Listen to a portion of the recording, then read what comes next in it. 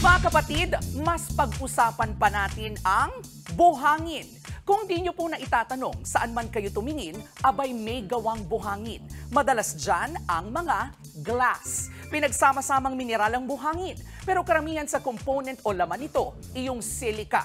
Ito naman yung pinapainit at sinasama sa iba pang material tulad ng soda ash, limestone at iba pa. Sa napakataas na temperatura na aabot sa 1,700 degrees Celsius, tinutunaw ang buhangin at iba pang isinama rito hanggang sa maporma na kung anumang uri ng babasagin. Tulad na lang ng ating mga salamin o mirror. Bukod po dito, syempre sa kahit na saang konkretong konstruksyon sa paligid, inihalo po ang buhangin. Nagbibigay kasi ito ng tatag at tibay sa iba pang material tulad na lang ng aspalto at semento. Sa daming ang pwedeng gawin sa buhangin, ito na nga ang pinakaminiminang material sa buong mundo. Sa datos nga ng United Nations Environment Program, 50 billion tons ng buhangin ang namimina sa mundo kada taon.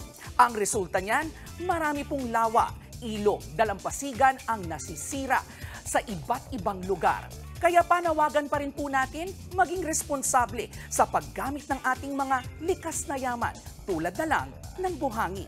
Dahil sa huli, ang mahihirapan ay tayo-tayo rin.